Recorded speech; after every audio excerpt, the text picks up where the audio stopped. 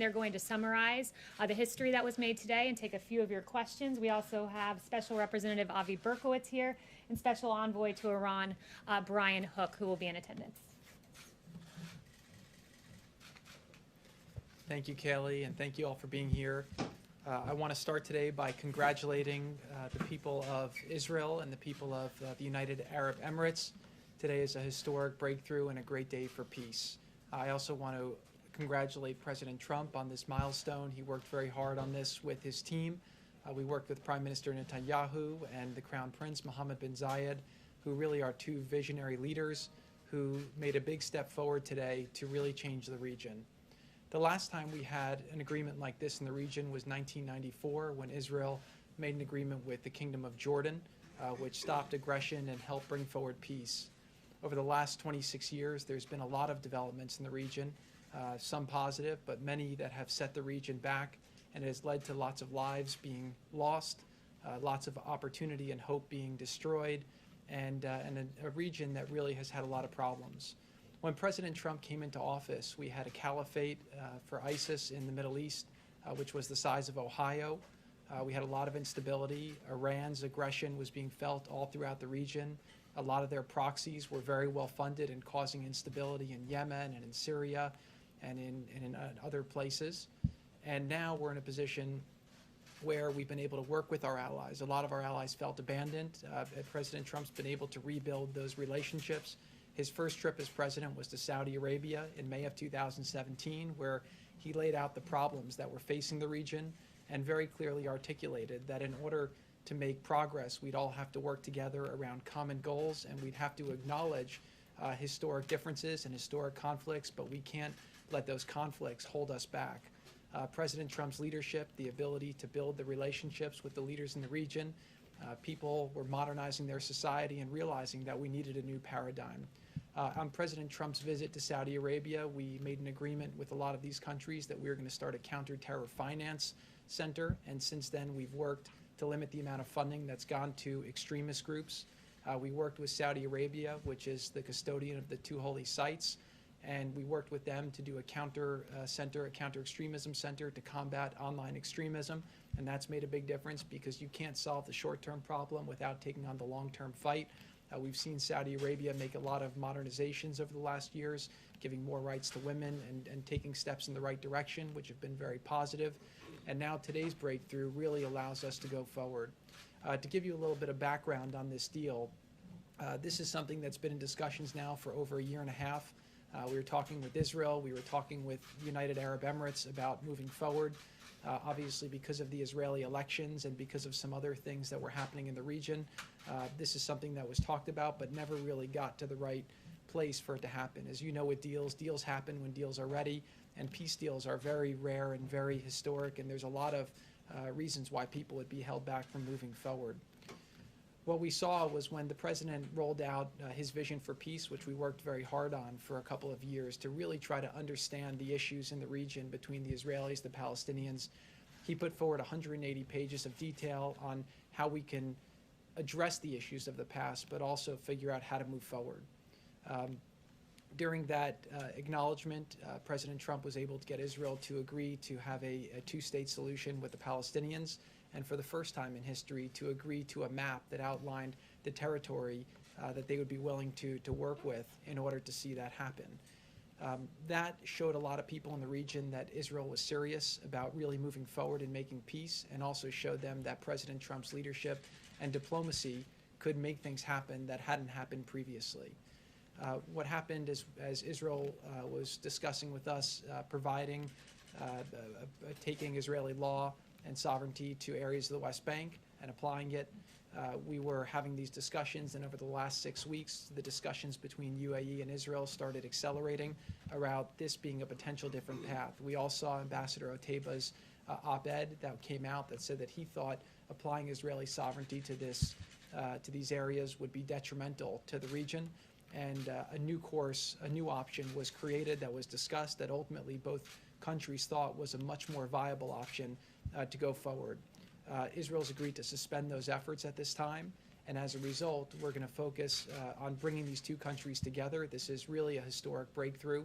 and it shows that President Trump's leadership from the Riyadh speech till today, you see a much different Middle East than what he inherited, and hopefully there's a lot more good things to come. This is an icebreaker between these two countries. This is the first Arab country to normalize relations with Israel in a long time, 26 years since Jordan.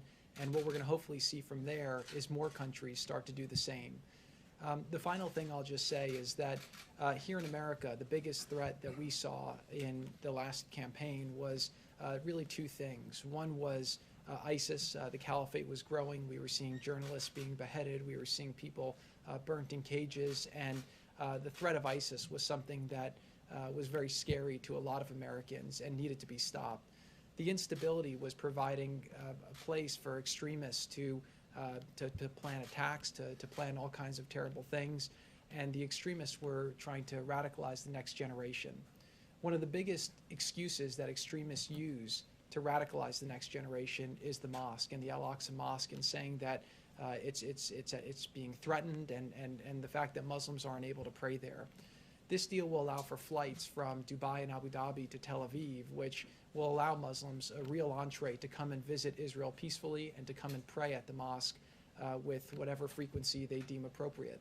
This is a big breakthrough. As people go there and pray and see that this is available, they'll share it with their friends, and they'll share the experiences. They'll share pictures of it on Instagram and Facebook and Twitter, and people throughout the world will see that the mosque is safe and that all people are welcome there. So this is a really great step forward for the region, a great step forward for the country, and a great step forward for the world. And again, I just want to really compliment the three leaders who worked very hard to make this possible.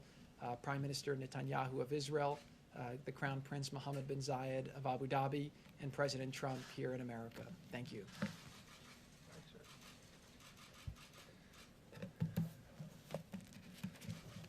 So thank you to Jared for that summary, and it's been extraordinary work by a number of fine diplomats working under President Trump's leadership to arrive at today's outcome. Jared Kushner has been at the forefront of those efforts. Avi, Brian Hook, and others have put in just tremendous work under the President's direction to get where we are here today. And I know, Jared, you don't have a diplomat title, an ambassador title, but we don't have a finer ambassador, especially in the region, than Advisor Kushner. So thank you for those remarks and for the really incredible effort. I want to start by congratulating today the President of the United States, the Prime Minister of Israel, Bibi Netanyahu, and Crown Prince Mohammed bin Zayed. This is a remarkable achievement, and the achievement is now will now be known in history as the Abraham Accords, or the Ibrahim Accords in the Muslim countries, or the Abraham Accords in Israel. It's something very special. It's something that doesn't happen very often. Very few of my predecessors as National Security Advisor have been able to come to this podium to announce a peace deal in the Middle East. It's a very rare thing. As I said earlier in the Oval Office today, the President is going to be known in history as one of the change makers and one of the remarkable leaders in the Middle East, and that's not something that you may have thought of when he came into office. But one of his very first steps was repairing our relationship with Israel, which had been badly damaged, especially in the last month of the prior administration. The President did something that was unheard of. Many presidential candidates going back 2 decades had promised if they were elected, they would move the United States Embassy in Israel from Tel Aviv to Jerusalem.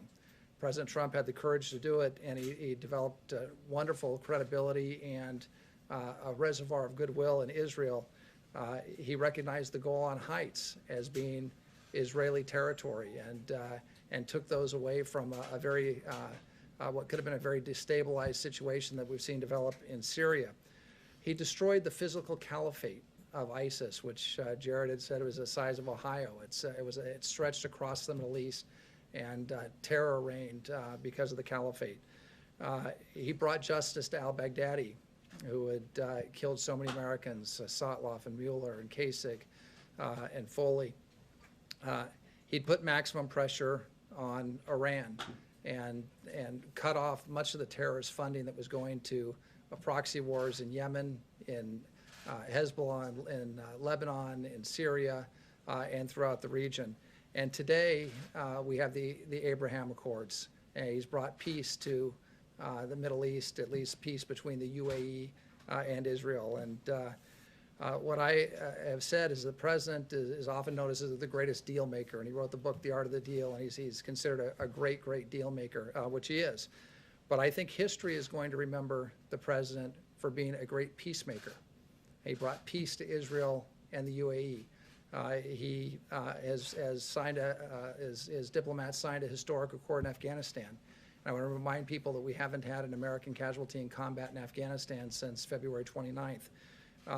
He used his offices and his pressure to stop Idlib from being overrun in Syria, and brought a ceasefire agreement when Turkey had invaded northern Syria. A lot of people said that when he came into office that there'd be war in North Korea, but through personal diplomacy has kept that situation from turning into a kinetic event. So it's really remarkable, I think, when you step back and take a look at what this president has done on the peace front. And it wouldn't surprise me. It'll take some time in this environment, but it wouldn't surprise me if the president's eventually nominated for a Nobel Prize for today's work is an example of why he would be rightly considered and should be a front runner for the Nobel Peace Prize. So I also want to compliment the courageousness of Mohammed bin Zayed, the Crown Prince. You know, there have been two other great Arab leaders, King Hussein in my lifetime, King Hussein and Anwar Sadat, who made peace with Israel. And now Mohammed bin Zayed enters that pantheon of great, courageous Arab leaders.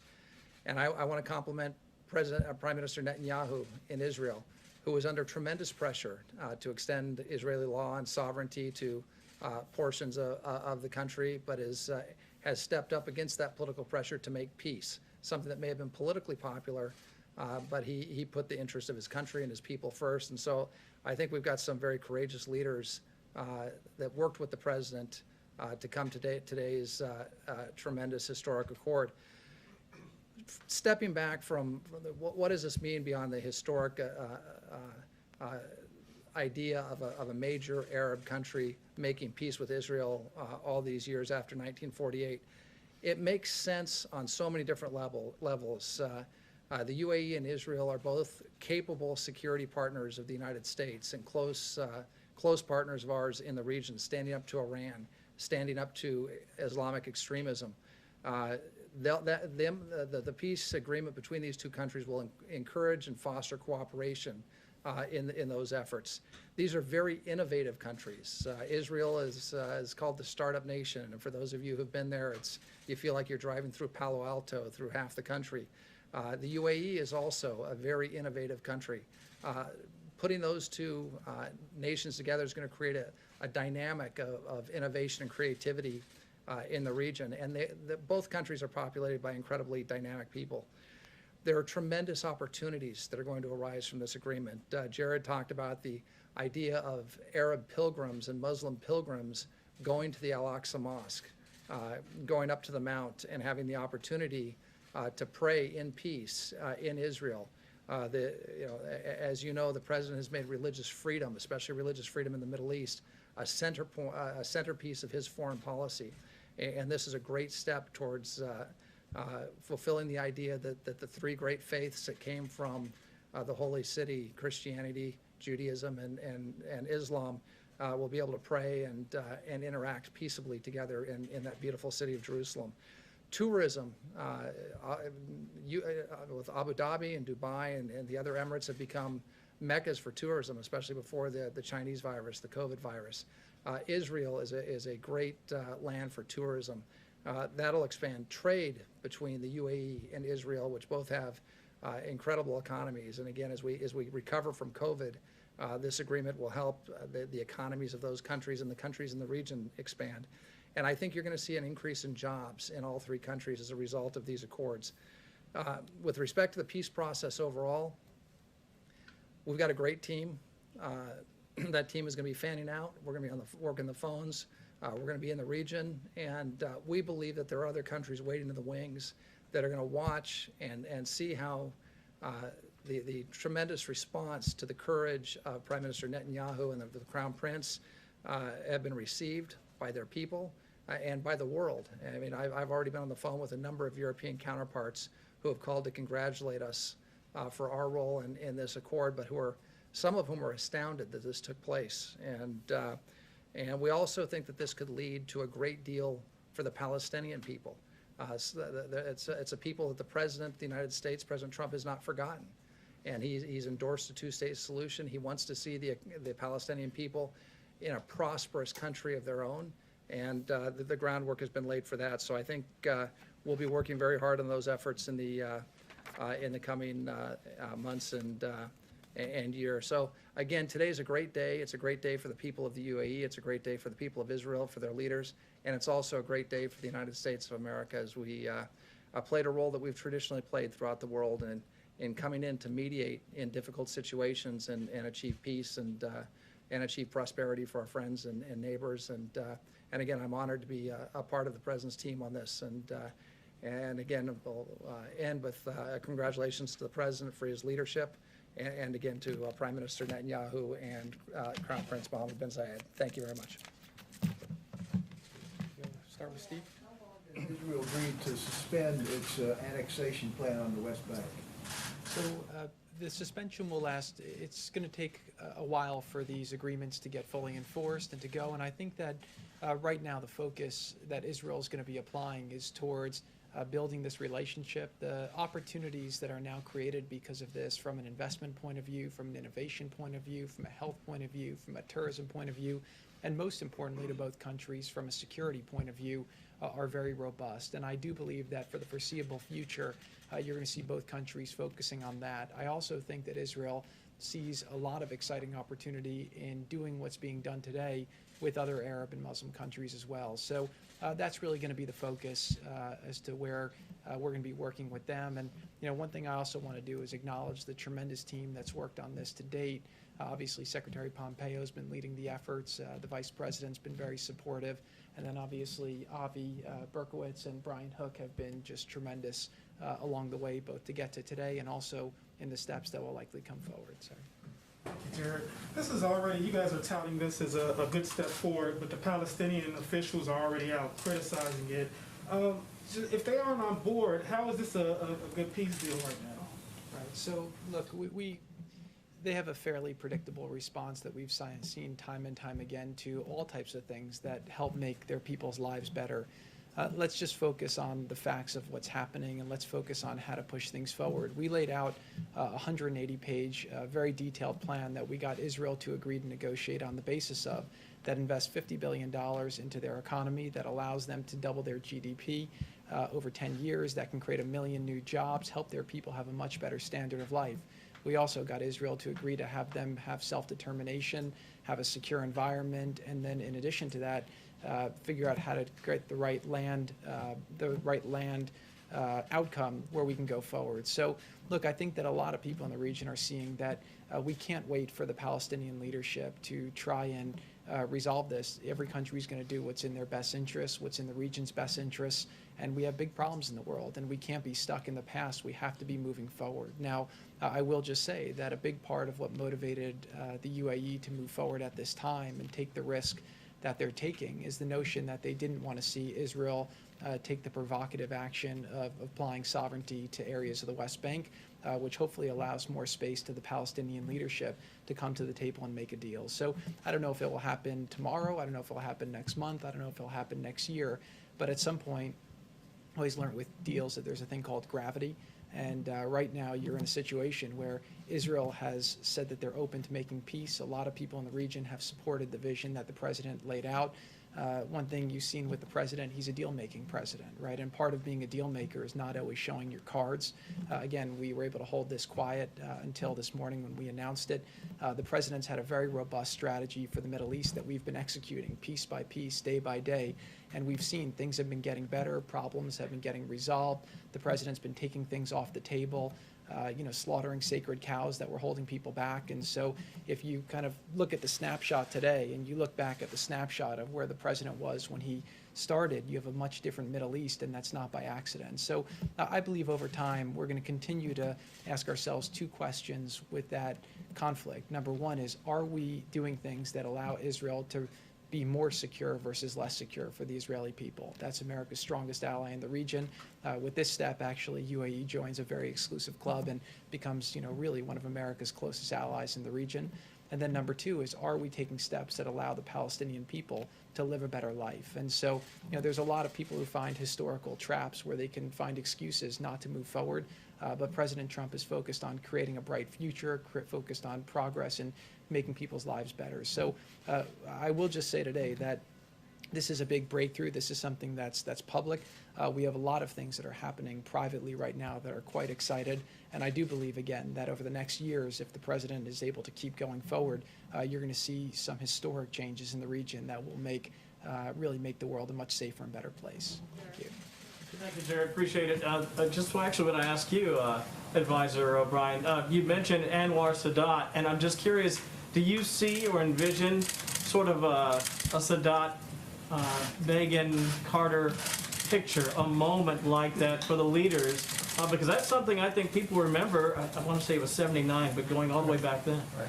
No, I think we will have a formal signing ceremony at the White House, and we'll have to see who comes from the various countries, but I would expect that Prime Minister Netanyahu will be here, and either the Crown Prince or one of the other princes would likely be here in Washington. And I think it'll be a great day, and really,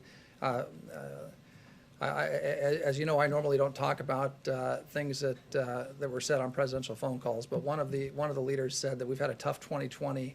And this is like the best news of the year. It really is good news. It's a great news story for the American people, and it's been great to see how the press has reacted in a somewhat polarized time. I think this is one of those stories that everybody, regardless of your political stripes or on that sort of thing, everybody's excited about the fact that a Muslim Arab government is making peace with Israel. Big day, and we'd love to host them here at the White House. I think the president would very much like to host them, and so I think we'll have an event at some point in the not-too-distant future.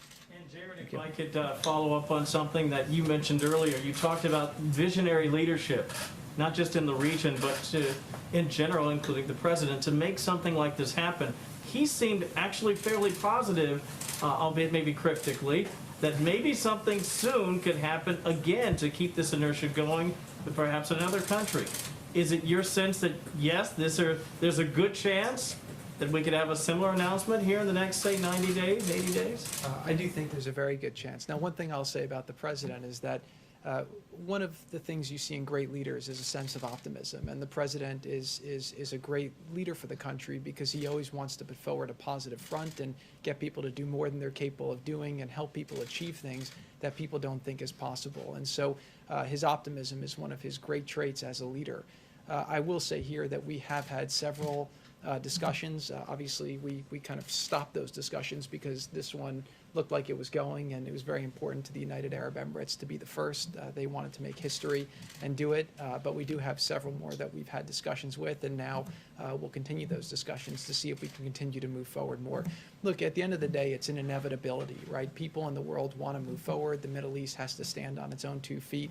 We have some great allies there. We'll continue to work with them and help them, but we'd like to see a security architecture and an economic architecture there where people have the safety and ability to live a better life, to have jobs, to have prosperity, and people need to believe that their children can have a better life than they can. And once that happens, people will choose a job over some of the other less good areas that they're being tempted to go to by the extremists. Thank you.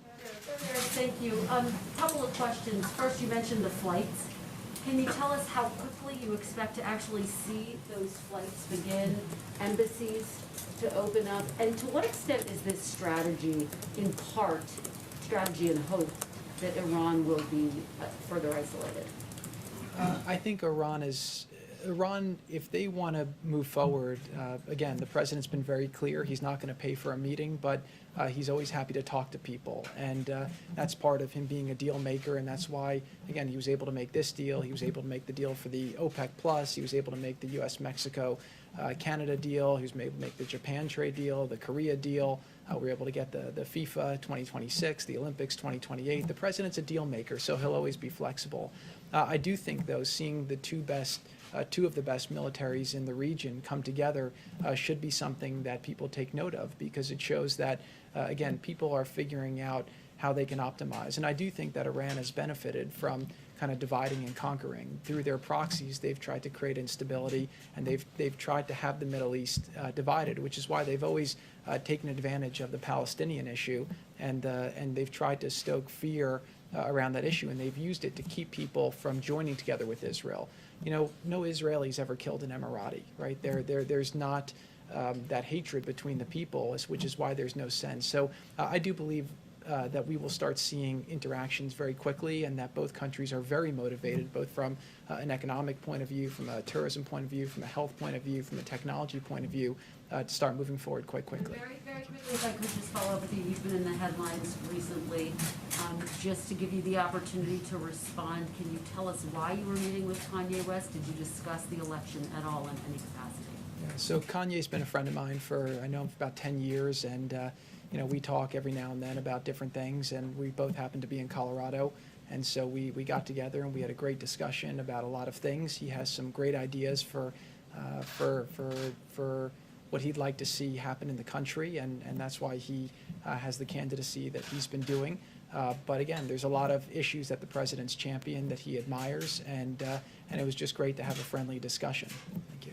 Just to follow up on Steve's question, Netanyahu just did a live address tonight, and he said, we received a request to wait temporarily on annexation from President Trump. He said it's a temporary postponement. It is not removed from the table. I'm telling you that. So how long is temporary? Because you said it could be a long time. And did you get guarantees that they will adhere to that? Somewhere between a long time and a short time. That's what temporary means. But that's important for them to know how long temporary is. He's saying it's not off the table. It's not canceled. It's only being postponed. Look, our discussions with the Prime Minister have been very extensive over the last 3.5 years. We have a lot of trust between Israel and America. We've done a lot of historic things together. The people of Israel trust President Trump to make the right decisions that are in the best interests of Israel's security and prosperity. And obviously, Prime Minister Netanyahu and President Trump have a very close relationship. I believe that they will not take action to move forward unless we have an understanding between America and Israel that it's the right action at the right time. And again, you know, it's not like a binary thing to move forward or not. There's a lot of details. There's a lot of things that need to be considered. And we had a lot of those discussions over the coming months, and then obviously put those discussions on hold as this came about. So I imagine at some point in the future this is something that will be discussed. But today's a great day. This is a big breakthrough. This is a game changer for Israel. It's a game changer for the Middle East, and it's a game changer for the world. So I think for the time being, people are going to focus on that and focus how to optimize from that tremendous opportunity. Just If I could to be, follow up on can I just, Did you discuss the campaign, his campaign, with Kanye West? We had a general discussion more about policy. Jared, let me ask you about a different deal, one here in Washington. Democrats, Republicans are $2.5 trillion apart, it seems. From your view, do you believe it's possible right now of a phase 4 deal coming together? Working with President Trump for the last 5 years on the campaign and through government, I would just say that with President Trump, anything's possible. So you never know. The president's accomplished a lot of things that people thought would never be accomplished. But to comment specifically on the deal, I'll leave that up to the negotiators. Since we seem to have exhausted questions on this topic, I'm going to pass it back to Haley. Thank you. Earlier, this is part of the deal of isolating Iran. The administration recently revised a UN Security Council resolution to extend the arms embargo on Iran. It is now shorter. It's lost a lot of tough language on Iran, but still, there's still a danger of veto from Russia and China. So some observers are saying that the administration is risking losing face if you can't get support over this deal. Can you comment on that? Well, the first thing is we're always going to do the administration is always going to do the right thing, and President Trump is always going to do the right thing, whether it's losing face or there's a Russian veto or a Chinese veto. If the Chinese or the Russians veto the continuation of the arms embargo and want to start sending arms to Iran and destabilizing the region, that's on them, and that's not on us. So we're always going to take the position, the right position, and not worry about what the Russians or what the Chinese might do at the UN. If we did that, if we worried about that all the time, we'd get nothing done at the UN. We also have other tools that we'll use to deal with Iran to make sure that arms don't flow into Iran, that there's not further destabilization of the region. There are tools that we can use diplomatically, and there are other tools that we have. And nobody in the region wants to see Iran on the receiving end of a bunch of Russian MiGs or Chinese missiles or Chinese drones. The region's made that very clear. We've made that very clear. Israel's made that very clear. So I don't think that's in the interest of anyone in the world. It's not in the interest of global peace and security and prosperity. So we're going to continue to prosecute our case at the UN, and we're going to hope for the best. I hope the Russians and the Chinese do the right thing. They should do the right thing. And if they don't do the right thing, well, we've got backup steps that we'll take. Whether you also support the snapback option? Snapback's certainly one of the tools that we could use, and that's something we're looking at very closely. And look, what we're focused on right now is the vote to extend the arms embargo. We'd like a clean rollover of the arms embargo. We'd like to see our allies get behind it. We'd like to see the Russians and Chinese get behind it. I just can't imagine any leader anywhere in the world who thinks it's a good idea to put advanced armaments in the hands of the Ayatollah and his regime, especially in today's Middle East. I mean, that just makes zero sense whatsoever. So hopefully the countries at the UN, the Security Council, will do the right thing. They'll roll over the arms embargo and keep it in place. But if that doesn't happen, we'll take steps necessary, and one of those steps could be snapback. Thank you.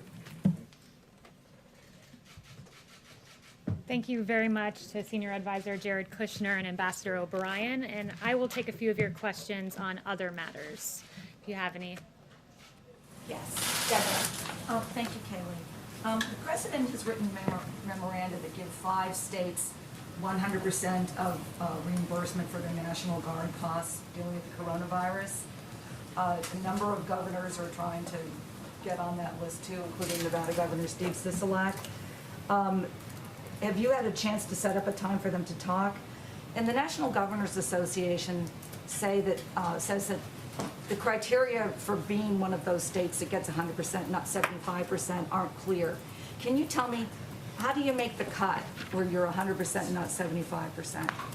So first, let me note that in March, President Trump became the first president to authorize use of the National Guard under Title 32 status with 100% cost share. The president supports the men and women of our National Guard. This is a rarely used tool, but the president was willing to take this decisive action.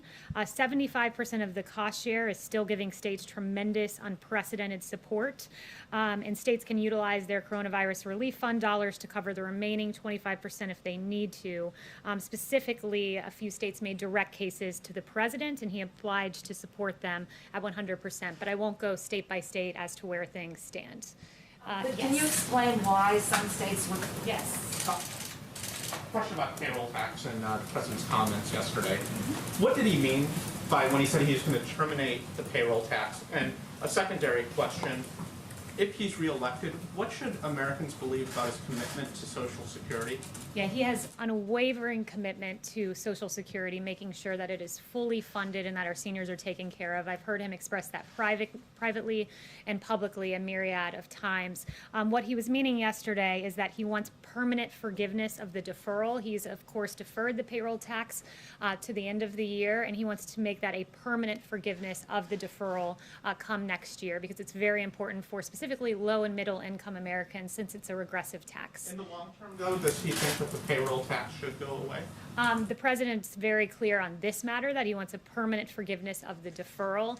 That's as far as he's gone, and he's gone even further to say he's going to make sure that Social Security is fully funded. Yes. Yes. Yeah. Oh, the lead, and then we'll go to you. Okay, so you voted by the U.S. mail. The president has voted by the U.S. mail. Many of his top people have voted by mail. Why is he trying to prevent ordinary Americans from voting by mail? So first, let me note, I've voted absentee. The president's voted absentee. He's always been for voting absentee for a reason. What he is not for is mass mail-in voting, or perhaps, to make it even clearer, mass mail-out voting, where everyone on the voting rolls is mailed out a ballot. Voting rolls in Los Angeles County, for example, you have 117% of the county registered to vote. How does that even make sense? It doesn't. And that would mean that in the least 17% of the ballots floating around would be subject to potential fraud. So that's what the president is standing firmly against, but he has always been for absentee for a reason. Yes. Kayleigh, we learned today that still roughly 15.5 million Americans are without a job. Nancy Pelosi spoke yesterday with the Treasury Secretary. Seemingly there was no progress on that call. for the 15.5 million Americans and millions others who could absolutely care less about the politics of it all? What would you tell them is coming next, considering that it seems as if nothing is moving policy-wise going forward? Yeah, what I would say is this, Secretary Mnuchin said yesterday, I am willing to move forward with legislation that provides funds to schools, childcare, food, vaccines, hospitals, PPP for small businesses, rental assistance, broadband, airports, state and local government assistance, and liability protection for universities, schools, and businesses. He's been unmistakable, this administration has and this president has.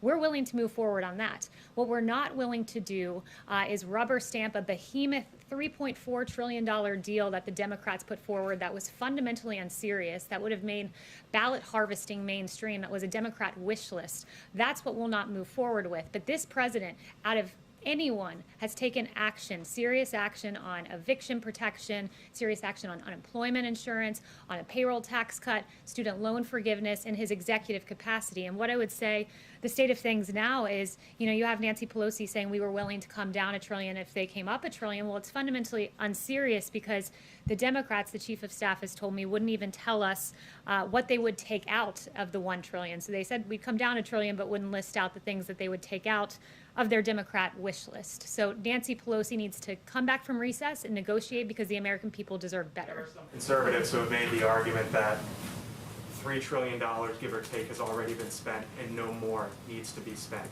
If there isn't a deal that is viable, is the White House of the position that since $3 trillion has been spent, it's okay, we don't need to spend any more? No, the president is all about what is best for America's families. He wants to see funding for our schools, direct payments to Americans. He's protected the American people in every way he can in his executive capacity. But as you noted, in terms of the fiscal cost of things and the height of this, when the economy was shut down, there was a $2 trillion deal negotiated.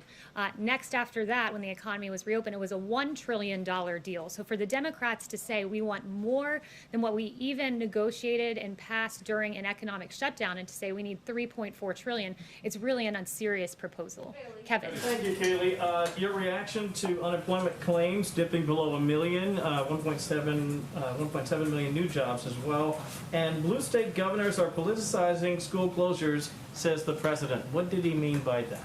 Yeah, what he means by that is that when you look around the world, many countries in the Western world have opened their schools, and that we as the United States can do the same. We can find a way. The president, the White House has released guidance as to how to make that happen. And he doesn't want a decision that is so important for our children to be politicized, because he believes it's in the public health interest of the child to be back in school. And I've listed out for you all the reasons for that previously. And what was your first question? You also unemployment claims dipping below Yes. 1 million. How surprised are you that that's the figure and the direction we're going? I'm not surprised, because under this president, he was the great jobs president once, brought us the greatest economy in modern history once, and he'll do it again. And this is more evidence of that, to see unemployment claims dip below 1 million, coming on the backs of a July jobs report that exceeded expectations. And of course, the 2 blockbuster jobs reports before that. It goes in line with the manufacturing ISM good numbers that we saw, and many other metrics. This is the president who's already making sure we have an economic rebound that outpaces Europe and other countries as well. Steve. Has the president been briefed on the Russian coronavirus vaccine? Does he think it's a workable vaccine? The president has been briefed on that. He's also been briefed on our own vaccine progress. One thing to note, and I believe Dr. Fauci made this point, our vaccines go through rigorous phase 3 clinical trial where we have 30,000 individuals that we test to make sure it's perfectly healthy and moving forward. So that's the kind of standard we have for American vaccines, and it's important that we do that. But we do think that we'll have a vaccine by the end of the year, and the president, in advance of that, is manufacturing hundreds of millions of doses of these vaccines in anticipation of one being successful. Chanel. Thank you, Kayleigh. Going back to Iran and Russia as geopolitical actors in the Middle East, there have been wellsprings of instability there, as we discussed, but how confident is this White House that Iran and Russia are finally going to be placed in their respective lanes in the advent of this deal and deals to come? Well, look, we believe that there's a big contrast here in where this administration stands and the previous administration. And when you look at the, the Obama-Biden administration, they cozied up to America's enemies. The Iran deal was egregious. We know that there were cash payouts to Iran. And what this president has done is diametrically opposite, working with our allies, working with Israel, negotiating a historic peace agreement like hasn't been seen in a quarter of a century. So when you work with our allies, when you engage in diplomacy, when you have a great deal maker as president, you get deals like what we saw today, and it's stark contrast to what we saw from the previous administration. Yes. Does the president share former Vice President Biden's view that annexation would virtually end any chance of a two-state solution that would secure Israel's future as a Jewish and democratic state and uphold the right of Palestinians to a state of their own?